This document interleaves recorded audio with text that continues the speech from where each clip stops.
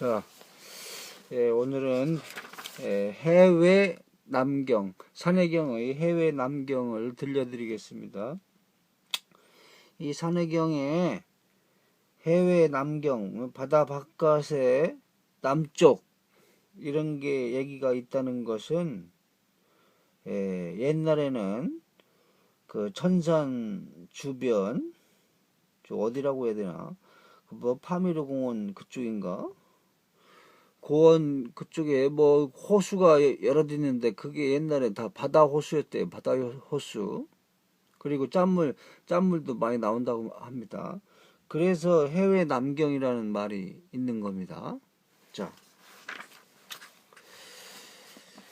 대지는 상하와 사방에 사물을 싣고 해와 다른 사해의 안을 비추고 있다. 별들은 하늘에서 반짝이고 봄절은 가을 겨울이 1년을 4계절로 나누고 또 연세가 있어 천시를 바르게 잡는다. 이 대지에서 자라난 모든 사물은 서로 다른 모습으로 요절하기도 하고 장수하기도 하니 성스럽고 명철한 사람만이 그 속에 오묘한 비밀을 알 수 있다. 해외는 서남쪽 모퉁이에서 동남쪽 모퉁이에 이르는 지역을 가리킨다. 결흉국은 해외의 서남쪽에 있는데 그곳 사람들은 가슴이 뭉쳐져서 툭 튀어나와 있다. 하하, 정말 뭐 결흉국 이렇게 결흉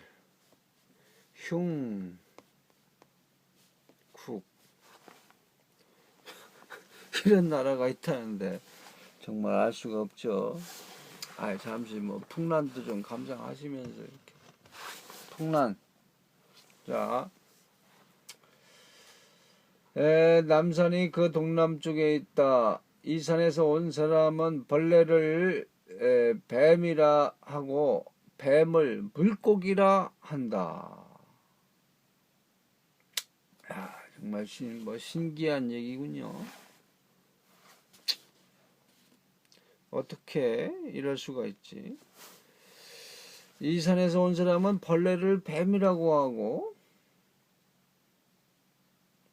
벌레 충자가 옛날에 다 뱀사자였어요. 뱀사자. 뱀이었는데 혹시 여기에서 유래된 건가? 결흉국에서 뱀을 물고기라 한다. 참. 그 다음 비익조는 그 동쪽에 살고 있다. 비익조에는 붉은 털이 나 있는 것과 푸른 털이 나 있는 것이 있는데 모두 아름답기 짝이 없다. 그러나 비익조는 날개가 하나밖에 없고 눈도 하나뿐이라서 혼자서는 날아오를 수 없고 두 마리가 몸을 합쳐야 비로소 날아올 수 있다. 우민국이 그 동남쪽에 있다. 우민국 사람들은 새처럼 긴 머리를 하고 있으며 몸에는 새털이 나 있다. 또 다른 이야기에 의하면 이곳 사람들은 얼굴이 뾰족하고 길어서 새처럼 생겼다고 한다. 사람이 돌을 얻으면 깃털이 난다고 하는데 이런 이야기를 생각하면 우민국이 바로 선인들의 나라일 수도 있겠다. 아하, 우민국.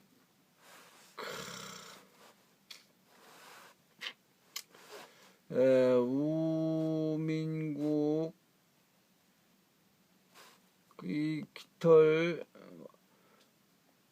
우민국 이렇게 되죠.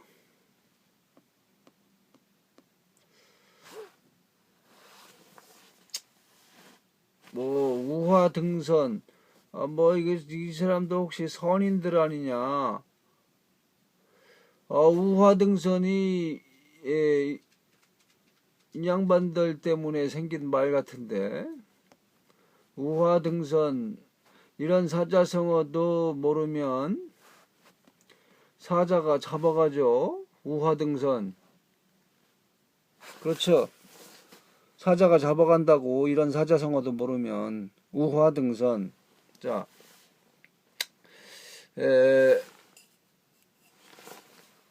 우민국의 동쪽에 이팔신이라는 신인이 산다. 이팔신은 얼굴이 좁고 작으며 붉은 어깨에 두 손이 서로 이어져 있다. 그는 천재를 위해 이곳에서 밤 시간을 관리한다. 이팔신은 낮에는 볼 수 없고 밤에만 나타난다. 남방에서는 그를 밤에만 다닌다고 해서 야유신이라고 부른다. 자, 여기서 잠깐 이 동네와 관계 있는 요임금 얘기 조금 해볼까요? 자, 요임금은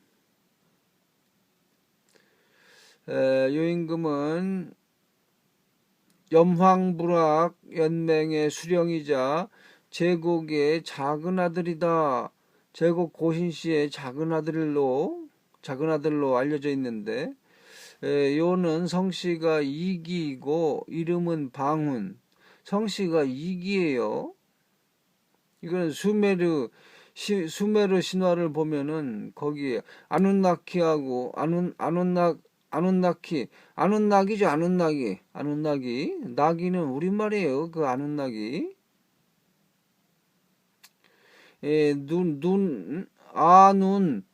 눈이라는 신의 아이들이구먼. 신이 나왔다. 새내기 할 때 그 나기 자식이다. 새로 태어난 애다. 우리말입니다. 아눈나기하고 이기기가 있는데 해필 요임금은 성씨가 이기라고 돼 있어. 그래서 이기요라고 불러요. 이기요. 그러니까 이기기하고 분명히 관련이 있는 겁니다.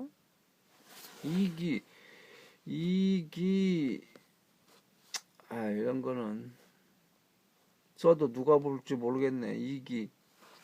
이기요. 자, 역사에서는 뭐 요임금 또는 당요라고 그렇게 불리는데,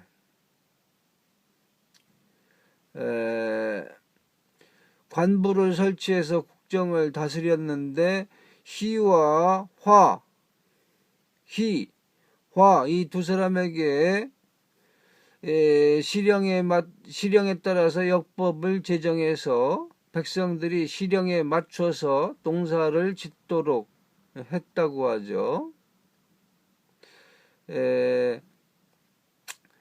그 홍수가 많이 났는데 그때 이제 우의 아버지 곤을 지수사업 책임자로 이렇게 정했다. 이런 거는 이제 고서에 많이 나오는 얘기이고, 만년에 사방 불학의 수령인 사학의 의견에 따라서 순을 계승자로 천거하고,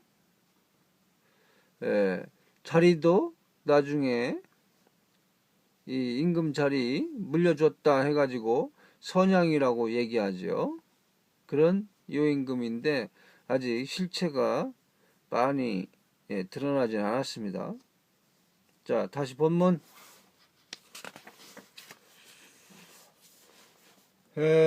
빌방조가 그 동쪽에 사는데 이세가 사는 곳에 있는 물길을 청수하라고 한다. 빌방조는 사람 얼굴을 하고 있으며 다리가 하나뿐이다. 환두국이 그 남쪽에 있다. 하하, 환두가 나왔네요. 뭐 여기 뭐 요임금, 순임금 뭐 시절에 사방에 있는 이민족들은 다 아주 골칫덩이 나쁜 놈들로 여겼어요. 그때 이제 자주 등장하는 게 나쁜 놈들로 등장하는 게 환두, 뭐 공공, 이런 거죠. 바로 유호씨 이런 거, 뭐 이런 게 돼요. 자, 여기 환두가 나왔네요. 환두국이 그 남쪽에 있다. 이곳 사람들을 보면 얼굴은 사람 얼굴과 비슷하지만 새 부리가 달려 있어 고기를 잡기에 좋다. 아니, 새 부리가 달려 있다. 수메르 신화, 이집트 신화를 보면은 새 머리 새머리 거인들이 많이 있죠. 새머리 거인들, 자이언트. 바로 그런 계통이네요. 환두국이 비익조의 동쪽에 있다고도 하고 또 환주국이라고 부르기도 한다. 환두국의 선조는 환두라는 사람인데 죄를 짓고는 부끄러운 나머지 스스로 남해에 몸을 던져 죽었다. 요임금이 그를 불쌍히 여겨 그의 아들을 남해에 살게 하였으니 그 자손이 번창하여 환두국이 되었다고 한다. 염화국이 그 남쪽에 있다. 염화국 사람은 생김새가 원숭이와 비슷하고 검은 꼬리가 달렸으며 입에서 불을 뿜는다. 지금 염화국 사람들은 입에서 불을 뿜는데, 입에서 불을 뿜는다.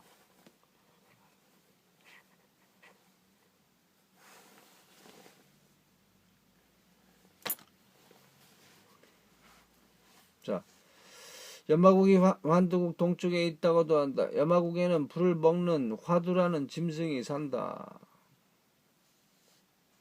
자, 그리고 지금부터 읽어주는 거는 본문에는 없습니다. 원문에는 없어요. 자, 명대 풍목령은 정사 19권에서 백라천녀의 이야기를 소개한 적이 있다. 이 이야기에 따르면 오감이란 사람은 어릴 적에 부모를 여의었다. 그는 훗날 하얀 소라를 주어 집으로 갔는데 소라가 선녀로 변해서 밥도 하고 집안일도 도와주었다. 이렇게 하얀 소라가 변한 선녀, 즉 백라녀는 오감이 아내가 되었다. 그런데 그가 사는 현의 관리 중에 여색을 탐하는 늙은이가 있어 오감이 아내를 빼앗으려고 했다. 그는 오감에게 두꺼비 털과 귀신 팔을 가져오라고 하더니 그 다음에는 또 화두를 요구했다. 이에 백라녀가 원숭이처럼 생긴 짐승을 끌고 와서는 그 관리에게 주었다. 이 짐승은 불을 먹고 뱉고 하더니 결국 그 관리와 그의 집을 몽땅 태워버렸다고 한다. 자, 다시 본문. 세그르의 주수가 염화국 북쪽에 있으며 적화수의 상류에서 자란다. 주수는 송백처럼 생겼으나 잎 하나하나가 진주 같다. 어떤 사람은 이 나무의 모양이 빗자루 같다고 말하기도 한다. 황제가 천하를 순수할 때 적수와 북쪽에 이르러서는 곤륜산이 언덕에 올랐다가 돌아간 일이 있는데 그때 실수로 까만 진주 하나를 그곳에 떨어뜨렸다고 한다. 그래서 여러 차례 사람을 보내 찾아오게 하였지만 찾지 못했다. 결국 마지막으로 보낸 상거가 까만 진주를 찾았다고 한다. 이것이 세그루의 주수를 둘러싼 전설의 하나이다. 삼묘국이 적수와의 동쪽에 있다. 이곳 사람들은 외출할 때 어린이를 데리고 어른을 부축한 채 무리를 지어서 길을 간다. 삼묘와 삼모는 소리가 비슷해서 이 나라를 삼모국이라고 부르기도 한다. 아니 이럴 수가 있나. 자,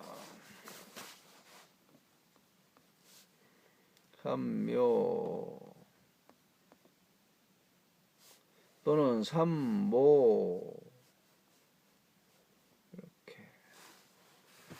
이렇게 되죠.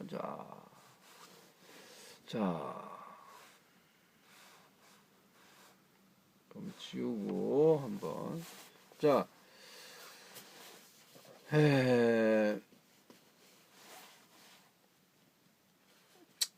예전에 요임금이 순에게 천하를 선양하려 할 때 삼묘부락의 우두머리가 이 결정에 반대하자 분노한 요임금이 그를 죽였다.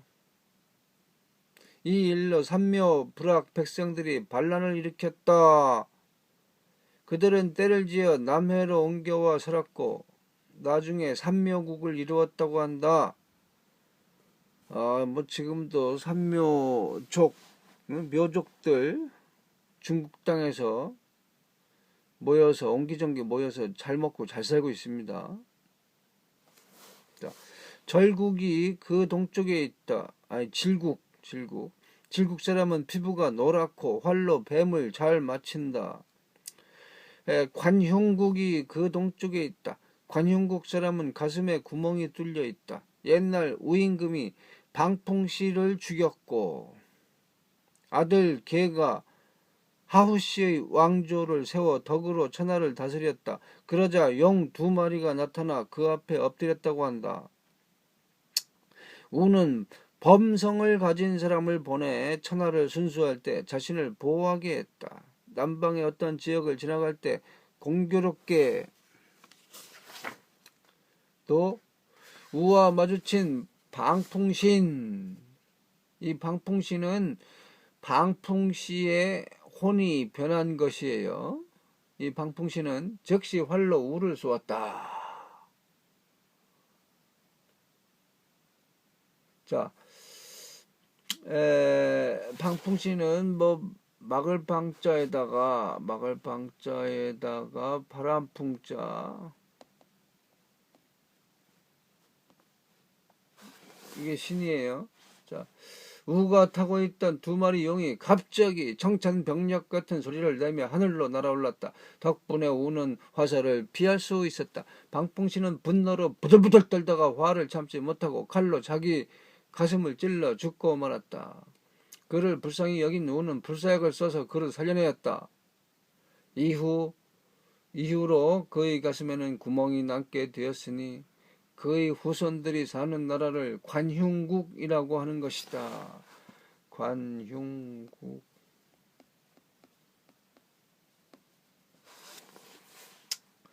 교경국이 그 동쪽에 있다. 이 나라 사람은 양발이 좌우로 엇갈려 있어서 걸을 때도 2다리가 교차된다. 교경국 사람들은 남정현에 산다.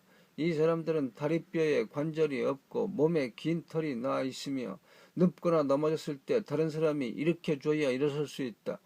불사민국은 그 동쪽에 있다. 이곳 사람은 피부가 숯처럼 까맣고 장생불사한다. 아니, 세상에 죽지 않는 사람들이 있네요. 지금 죽지 않는 사람들이 있어요. 불사민국.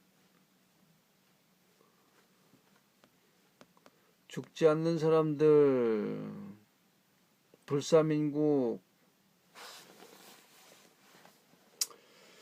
반설국이 그 동쪽에 있다. 이곳 사람들이 하는 말을 우리는 알아들 수 없지만 그들끼리는 서로 알아듣는다. 사람들은 그들의 혀뿌리가 앞에 있고 혀끝이 목 쪽에 있다고 해서 그들이 사는 곳을 반설국이라고 부른다. 반대로 반자에다가 혀설자, 반설국. 자, 곤윤허는 곤윤허라고도 쓰는데 그 바닥이 사방팔방으로 멀리 뻗어 있다. 또 곤윤허가 해외의 동쪽에 있다고도 하고 반설국 동쪽에 있다고도 한다.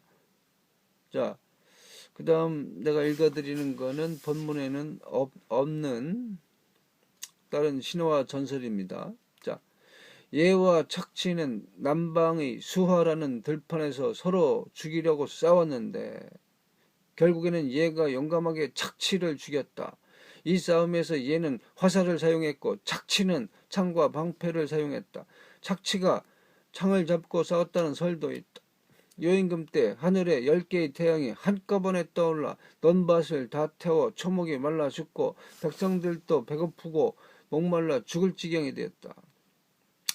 설상가상으로 착취와 구영 등 맹수들까지 나타나 백성을 괴롭혔다. 하하, 이게 무슨 마귀의 세계가 열린 것 같아. 태양이 10개 한꺼번에 떠올랐다. 착취, 구영,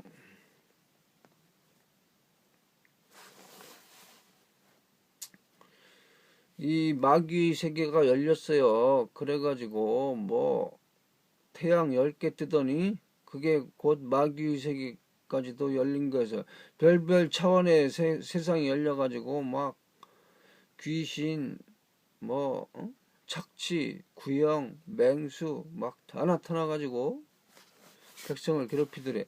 여임금은 예를 보내 백성을 위해 해악을 없애도록 했다. 예는 수하의 들에서 착취를 죽였고 흉수하에서 구영을 죽였으며 백성을 괴롭히는 다른 맹수들도 다 죽이고 화살로 하늘에 뜬 9개의 태양을 쏘아 떨어뜨렸다. 그러자 모든 백성이 기뻐하며 여임금을 천자로 떠받들었다.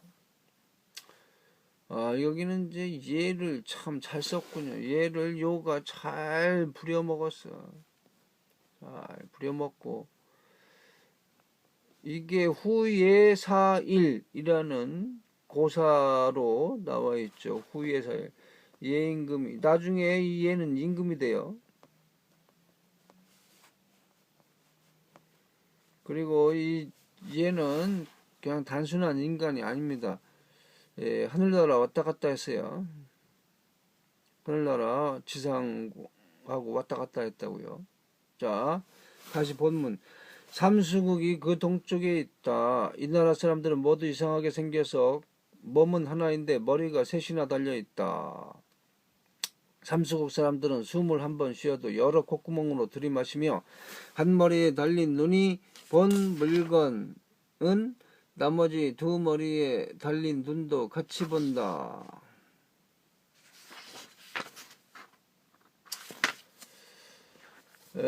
잎 하나가 무엇을 먹으면 다른 잎들도 서로 먹겠다고 야단이 난다.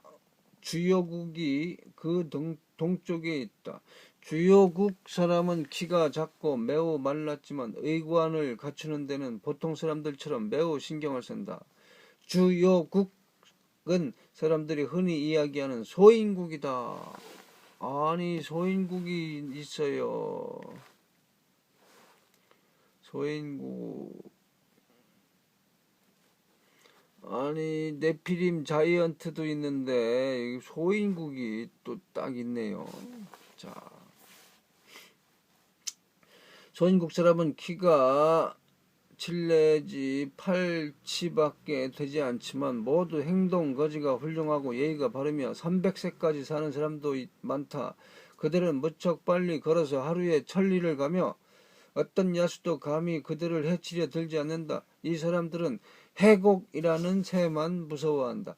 왜냐하면 해곡은 그들을 보기만 하면 이유를 불문하고 삼켜버리기 때문이다. 그렇지만 소인은 해곡의 뱃속에 들어가도 죽지 않는다. 그들은 수레와 말을 타고 다니는데 사람이 그를 잡아먹으면 신선이 될 수 있다.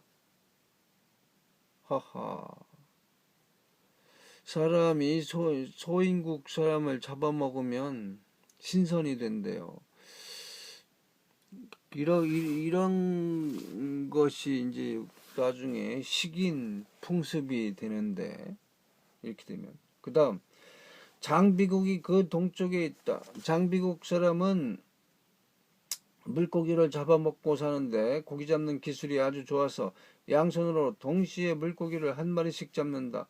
장비국 사람은 두 손이 땅에 닿을 정도로 팔이 길다. 긴장자에다가 팔비자를 써요. 자, 그 다음은 이 부분과 관련된 신화와 전설입니다. 판타지입니다. 이 산해경과 관련된 신화 전설, 이것이 더 재미있어요. 본문보다 훨씬. 자, 한번 보겠습니다. 천하의 지수 상황을 돌아보던 우가 군자국에 들른 후에 어느 섬에 도착했을 때의 일이다. 나무가 울창하고 바위가 험했으며 한참을 가도 사람 그림자 하나 보이지 않았다. 시종이 은근히 걱정이 되어 아뢰었다. 아무래도 무인도인가 봅니다. 말이 채 끝나기도 전에 횡혁이 이상한 것이 보인다고 외치면서 날듯이 앞으로 달려갔다. 이에 다른 사람들은 영문도 모른 채 일제히 그를 따라갔다. 얼마 후 횡혁이 숲에서 나오는 것이 보였다. 그는 무엇인가를 잡고 있었는데 자세히 보니 엄청나게 작은 사람이었다. 눈, 코, 입, 눈썹, 손발 어느 하나 없는 것이 없었으나 마치 아이들 장난감처럼 얼른 봐도 8에서 9치에 지나지 않았다. 예를 들어서 10치면은 30cm, 30cm도 안 된다는 거야. 이게 소인국 사람들 키가 30cm도 안 된대요. 잡혀있는 사람은 움직이지도 않았다. 우가 말했다. 땅에 내려놓고 살펴보시오. 행혁이 먼보대로 그 작은 사람을 땅에 내려놓았지만 여전히 움직이지 않았다. 우가 다시 말했다. 다 같이 숲속으로 가서 더 찾아봅시다. 숲속으로 들어가자 과연 작은 집들이 보였다. 집들은 작은 돌과 나뭇가지로 층층이 쌓여 있었으며 높은 집과 낮은 집, 큰 집과 작은 집 등 다양하게 있었다. 큰 집은 5, 6척이 넘지 않았고 작은 집은 3, 4척 정도밖에 되지 않았는데 인기척이 거의 없었다. 곽지가 그 조그만 집들 사이로 들어가서는 어느 집 앞에서 몸을 굽히고 작은 문을 통해 안을 들여다보았다. 그 안에는 여러 명이 숨어 있었는데 두려워하는 기색이 역력했다. 곽지가 호기심에 손으로 지붕을 열어 젖히자 사람들이 모두 와서 함께 들여다보았다. 그 안에는 작은 사람들이 공포에 사로잡혀 어떤 녀석은 어느 어두운 곳에 엎드려 있고 어떤 녀석은 상 밑에 숨어 있기도 했다. 상은 아주 정교하게 제작되어 있었다. 그중 덩치가 비교적 큰 몇몇이 땅에 꿇어앉아 계속 절을 하면서 아주 작은 소리를 내는데 마치 기원을 드리는 것처럼 보였다. 우는 차마 더 보기가 민망해서 곽지에게 지붕을 다시 잘 고쳐주고 그들을 더 놀라게 하지 말라고 했다. 숲을 돌아 나오면서 자세히 보니 작은 사람들이 숲속에서 잘 만들어 놓은 도로가 있었고 물이 흐르도록 판 도랑과 전답도 있었다. 또 칼을 하나 발견했는데 반치도 안 되는 이 칼은 돌을 잘 갈아서 만든 것이었다. 음식을 저장하는 용기도 있었는데 조개 껍질로 만들었으며 그 속에는 개미알이 가득 담겨 있었다. 아마도 작은 사람들의 음식인 모양이었다. 처음 장소로 다시 돌아오니 손에 잡았던 소인은 여전히 누워 꼼짝도 하지 않았다. 놀라 죽은 것 같아서 다들 애석해했다. 우의 일행은 다시 큰 거북인 원타의 등을 타고는 앞으로 나아갔다. 잠시 후에 다시 작은 사람이 화제에 오르자 백익이 말했다. 예전에 어떤 책을 본 적이 있습니다. 그 책에는 동북쪽 끄트머리에 쟁인국이 있으며 그 나라 사람들 키가 9척이라고 나와 있었습니다. 9척? 9척이면 3927. 3927 거인 쪽인데 거인 자이언트 쪽입니다. 네피림 쪽이에요. 네피림 3927이니까 2m 70. 자, 방금 소인이 바로 쟁인과 같은 종류가 아닌 겁니다. 그러자 곽지가 말했다. 아까 그 소인 몇 명을 데리고 와 키우면 어떨까 하고 생각했습니다. 재미있는 일이 되지 않을 겁니다. 그러자 백익이 말했다. 옛날 책에서 그런 신기한 일을 읽은 적이 있습니다. 예전에 표해라는 사람이 저런 소인들을 만난 일이 있지요. 한 집안 사람들을 모두 잡아서 그 사람들 방식대로 집을 지어 살게 해주었더니 안심하고 잘 살았다고 합니다. 그러던 어느 날 지붕을 열어 젖히고 안을 들여다보니 그때 마침 부부관계를 맺고 있더랍니다. 이전에 한 번도 본 적이 없는 일을 보게 된 것이지요. 그래서 아주 자세히 보니 두 사람이 벌떡 일어나서는 자살을 해버렸다고 합니다. 아마 수치와 분노를 참지 못해 자살한 모양입니다. 얼마 안 가서 다른 소인들도 하나하나 죽더니 결국 한 명도 남지 않게 되었답니다. 어쩌면 비통해서 그랬는지도 모를 일입니다. 하지만 그들도 성질이 있고 정감을 느끼는 면에서는 우리와 다를 것이 없음을 알 수 있지요. 하루가 지나 일행은 또 다른 곳에 도착했다. 그곳에는 배를 타고 가던 여러 명의 백발 노인들이 이제 막 무태 오르고 있었다. 자세히 보니 사람들의 체구가 커서 배 안에 앉아있을 때는 배짠 밖으로 2장 정도 되어 보였지만 일어서니 3, 4장은 되는 것 같았다. 우일행은 장인국에 도착한 것이 아닐까 생각했다. 이번에는 이제 장인국. 이때 배 안의 노인들이 모두 무트로 올라왔는데 무트로 오르는 모습이 보통 사람과는 달랐다. 그들이 발걸음을 옮길 때마다 발밑에 흰 구름이 가로놓여 마치 구름을 타고 오르는 것처럼 보였다. 얼마 후 그 노인들이 다 같이 안쪽으로 움직이는데 흰 구름이 움직이는 것만 보이고 두 다리는 전혀 보이지 않는 것이었다. 그 광경을 목격한 사람들은 모두 신기해하며 그들이 신선이라고 생각했다. 그때 원타 등에 타고 있던 일행도 함께 육지로 올라갔다. 숲을 돌아보니 백발의 체구가 큰 노인들이 활을 들고 짐승을 사냥하고 있었다. 다가가서 자세히 보니 키가 훌쩍 큰 것이나 발밑에 흰 구름이 있는 것이나 방금 본 사람들과 똑같았다. 그들이 끼고 있는 화살을 보니 철 화살촉 하나가 7척은 되는 것 같았다. 이러면 네피림, 자이언트, 그 거인들 얘기하는 것 같습니다. 자, 우일행은 다시 앞으로 나아갔다. 그러자 멀리서부터 엄청나게 높은 집이 다가오는 것이 보였다. 높이는 30장이 넘고 문 높이만도 6장이 넘는 듯했다. 1장은 보통 사람의 한 키를 1장이래요. 그래서 한 160cm니까 예를 들어서 30장이 넘는다. 그러면 그 역시 거인들이 사는 집이어서 대단하군요. 자, 다시 먼 곳을 바라보니 높은 산이 하나 우뚝 솟아있고 많은 사람들이 그 산 위에 개미처럼 모여 모두들 바삐 움직이고 있었다. 일행도 그 높은 산에 올랐는데 다 오르고 나서야 비로소 그곳이 시장이라는 것을 깨달았다. 그곳에는 의복과 기구 등 없는 것이 없었다. 국을 담는 사발은 보통 사람의 목욕통으로 써도 될 만큼 컸고 밥 먹는 젓가락은 보통 사람이 옷을 널어놓는 데 써도 될 정도였다. 장사하는 상인들은 모두 귀가 컸으며 땅에 쭈그리고 앉아 손님을 기다리고 있었다.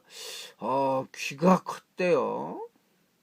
귀가 또 이 거인들, 이 네피림 자이언트들이 귀가 또 컸대. 귀가 크면은 하늘나라 존재로 여기는데 귀가 유난히 크면은 자. 이상하게도 해안에서 시장으로 오는 길에 마주쳤던 수천 수백의 남자와 여자 중에 백발 아닌 사람이 하나도 없었다. 더욱 이상한 것은 우일행을 보고도 이상하게 여기면서 다가와 말을 건네는 사람이 하나도 없었다는 점이다. 키가 너무 커서 우일행이 보이지 않는 것인지 아니면 그렇게 작은 사람들은 안중에도 없어서 궁금하지도 않은 것인지 도통 알 수가 없었다. 도리어 우일행이 안달나서 땅에 쪼그려 앉은 비교적 체구가 작은 장사꾼을 골라서 물어보았다. 귀국은 대인국이요? 그는 쭈그려 앉아 있었는데도 일행보다 훨씬 컸다. 일행이 다가와 묻자 그는 몸을 낮추면서 대답했다. 우리나라는 대인국이고 이곳은 대인의 시장이자 대인의 집이요. 당신들은 물건을 사러 오셨소? 우가 대답했다. 아닙니다. 우리는 중국에서 바다로 말리길을 오다가 귀국을 지나게 되었습니다. 풍속을 살필 겸 가르침을 청하려고 하는데 괜찮겠습니까?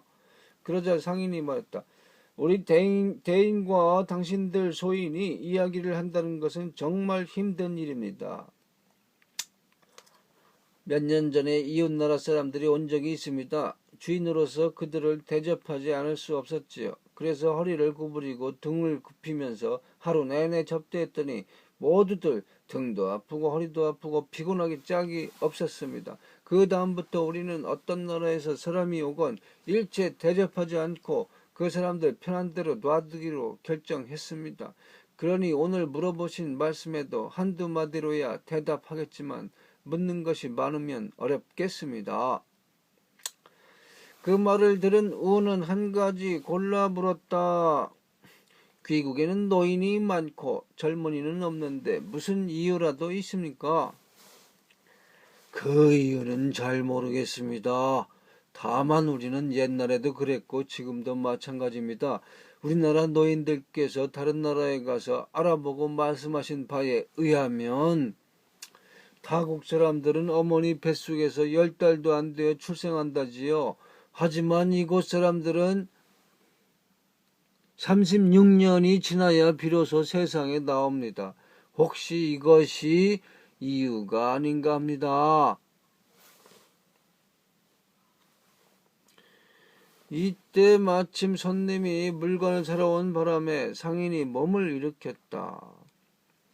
하도 커서 기어 올라가기도 어려울 정도였다. 그 후로 상인은 질문에 대답하지 않았다. 우는 하는 수 없이 하산하기로 했다. 해안으로 돌아가서 막 원타의 등에 타려고 할 때 웬일인지 원타들이 일제히 해안을 향해 머리를 조아리더니 다음에는 우를 향해 연신 고개를 숙이는 것이었다. 사람들이 영문을 모르고 있는 와중에 우는 문득 한 가지 생각을 떠올리고는 물었다. 이곳이 남해에서 가까워 이제 너희들이 더 이상 갈 수 없는 것이 아니냐. 원타가 이 말을 듣더니 연신 고개를 끄덕였다. 그러자 우가 말했다. 그러면 여기서 그만 돌아가거라. 수십일 동안 수고한 너희에게 정말 고맙구나. 이번에 돌아가면 나를 대신해서 동해의 신 아명에게 감사하다고 전하도록 하라. 이제 그만 가보아라. 동해의 신 아명이라는 존재가 나왔습니다. 자, 우의 말이 끝나자 원타 무리가 일제히 떠났다. 이제 우의 일행은 더 이상 여행을 계속할 수 없게 되었다. 곽지가 말했다. 영 두 마리가 여정 내내 따라오고 있습니다. 이제는 몸이 거의 다 나은 것 같으니 타고 가셔도 좋을 듯합니다. 그러는 수밖에 없겠소. 누군가 입으로 휘파람을 불자 영 두 마리가 바닷속에서 파도를 일으키며 나왔다. 곽지는 그들을 모래사장에 엎드리게 하고 자세히 살펴보았다. 몸에 난 상처가 아직 아물지 않았지만 다른 방법이 없어 한번 타보기로 했다. 일행은 용을 타고 공중으로 올랐다. 아래를 보니 망망대해에 파도만 일렁이는데 전에 탔던 원타와는 또 다른 느낌이었다. 한참 지나 멀리 섬 하나가 나타나자 우는 섬에 착륙하라고 명령을 내렸다. 이는 아직 상처가 아물지 않은 용이 필요할까 하는 배려이기도 했지만 용을 타는 것과 원타를 타는 것이 달랐기 때문이기도 했다.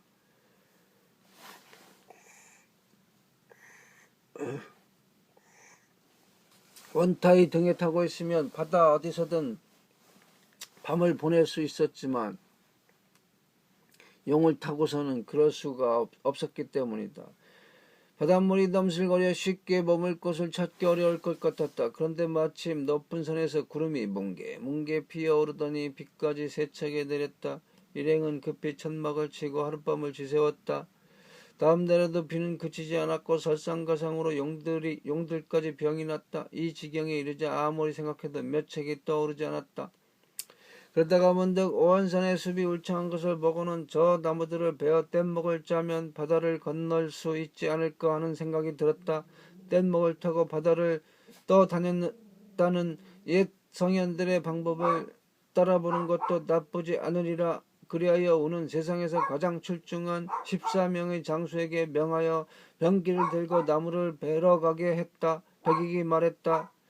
뗏목을 타고 바다를 나가는 것이 옛사람들의 행정이라고는 하나 그것은 옛날 일이며 더욱이 파도가 이렇게 세차니 어려운 일이 아닐까 합니다. 전에 동해신 아명이 남해에 도착하면 남해신에게 도움을 청하라고 했는데 배하께서는 어찌 남해신을 청해 상의하지 않으십니까? 우가 말했다. 내 생각을 못한 것이 아니오. 그러나 남의 신에게 상의해봤자 또 원타 종류의 도움을 받게 될 것이요. 내가 볼 때 이 용이나 원타는 본래 물에서 유유자적하고 살아야 하는데 우리를 위해 가진 고생을 하고 있어. 사람이야 세상을 구하고 백성을 구해서 역사의 공적이 남겠지만 동물들은 뭐 때문에 그 고생을 한단 말이요.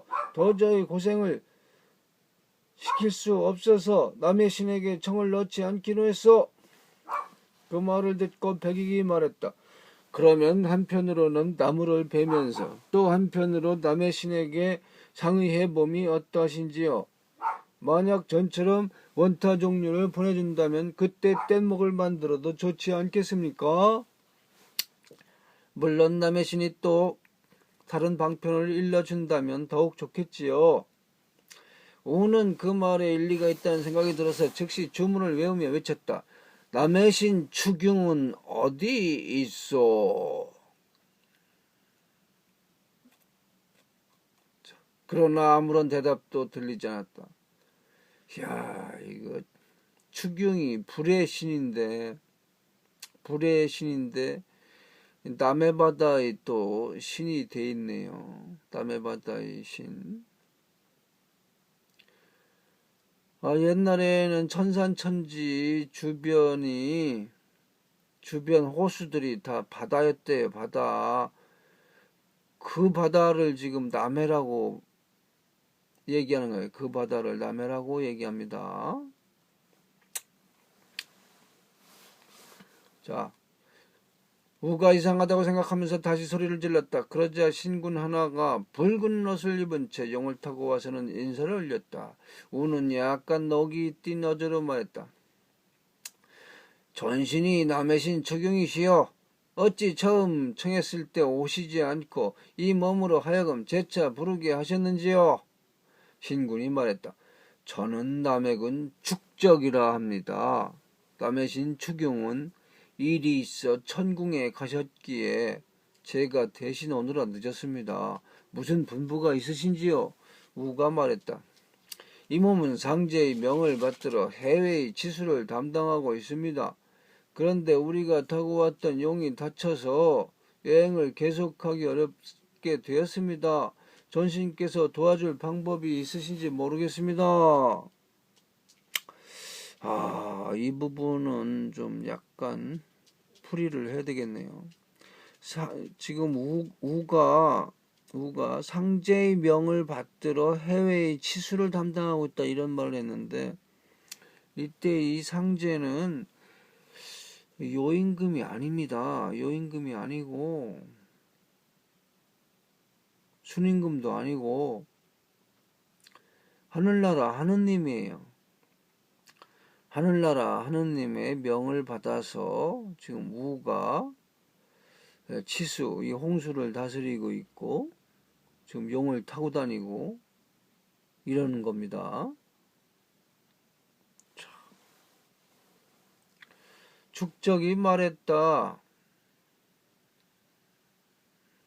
어려운 일이 아니지요. 마침 이 산에 좋은 약이 있으니 그 약초를 뜯어서 용에게 먹이면 무슨 병이든 다 나을 것입니다.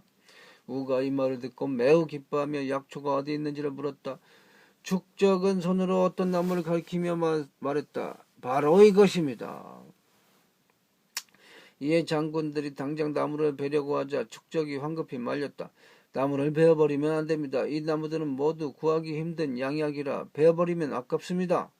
우가 자세히 보니 줄기는 노랗고 가지는 붉으며 푸른 잎이 달려 있었다. 그 나무의 이름을 알 수 없어 축적에게 물으니 이렇게 대답했다. 난수라 하며 매우 어렵게 절합니다. 동해에 까만 잉어가 사는데 마치 고래처럼 길이가 천척이나 되며 자주 남해로 날아옵니다. 그것이 죽어 고륙이 다 쓰러져도 쓸개는 썩지 않고 남아 돌이 되는데 그것을 적석이라 합니다. 적석. 뭐 붉은 돌이 되는가 봐요. 적석. 이 난수는 바로 적석 위에서만 자라는 좋은 약으로 못 고치는 약이 없습니다. 온 세상의 여러 산과 땅 귀신, 임금들이 모두 여기 와서 채취해가는 것도 이 나무가 귀하기 때문입니다. 우가 다시 물었다. 야, 이렇게 귀한 나무는 이거 어떻게 해야 돼? 난수. 자, 복용법을 알려주시겠습니까? 축적이 말했다. 가지든 꼬지든 열매든 따서 먹으면 됩니다. 옆에서 이 말을 들은 곽지인은 용을 아끼는 마음에 얼른 나뭇잎을 잔뜩 따서 용에게 먹였다. 우가 다시 추경에게 물었다. 이 산의 이름은 무엇입니까? 구름과 비가 많다 하여 운우산이라고 합니다.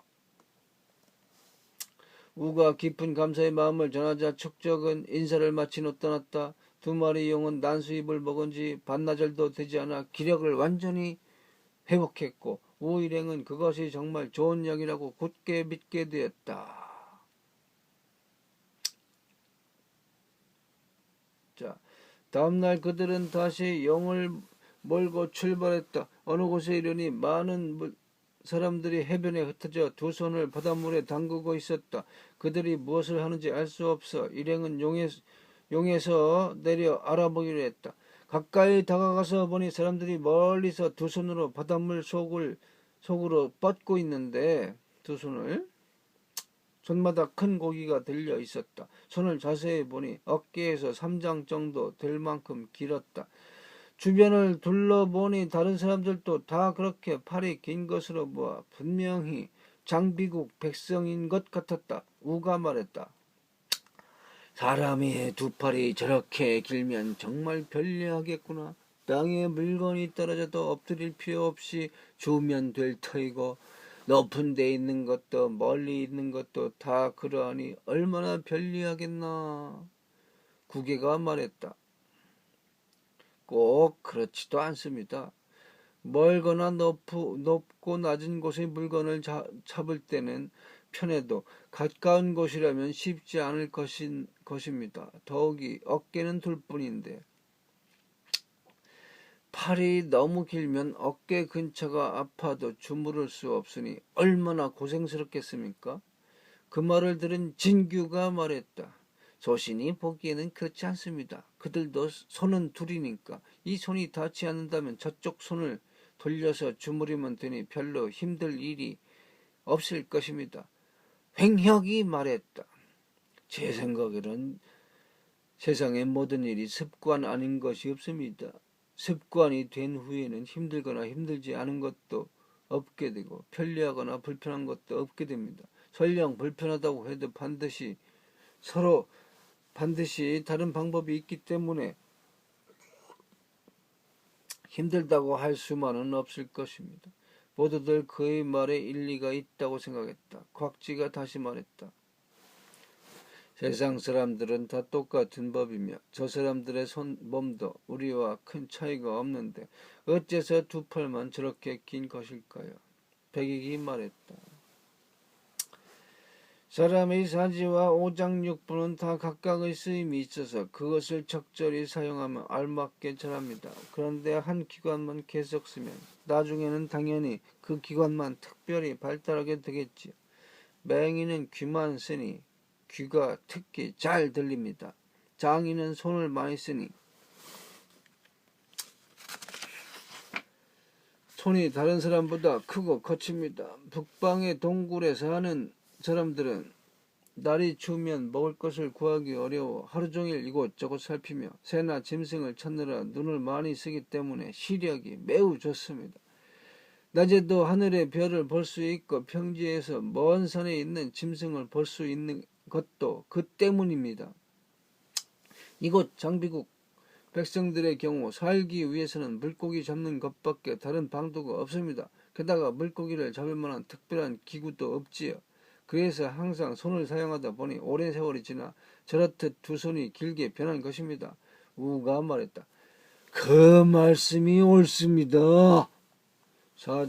사지와 오장육부의 일부를 계속 사용하면 특별히 자라나고 사용하지 않으면 점점 사라지는 법이지요.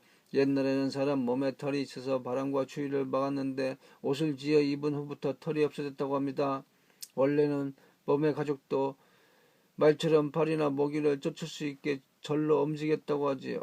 그런데 손으로 어디든지 긁을 수 있게 되자 가죽의 움직임이 사라졌다고 합니다. 마음 쓰는 능력도 마찬가지입니다. 사람이 만물의 영장이라는 이유는 바로 한가닥 마음이 의와 리에 밝히고 리를 밝히고 시비를 가리고 이해를 따지고 득실을 살피면서 신령스러워지기 때문이니 이 모든 것이 마음의 작용입니다. 마음은 쓸수록 영험해지는 법이지요. 성인이나 현인이 보통 사람보다 뛰어난 것은 바로 마음을 잘 사용하기 때문입니다. 마음이 특별히 발달해서 아주 영험하고 민감해진 것이지요.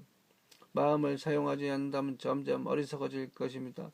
옛 성에는 산의 계곡도 자주 다니면 길이 되듯이 사람의 마음도 작고 묻지 않으면 잡초로 막히게 되네. 지금 잡초가 그대의 마음을 막고 있네 라고 하셨습니다. 또 이런 말씀도 있지요. 하루 종일 배부르게 먹고 아무 것에도 마음을 쓰지 않으면 곤란하도다.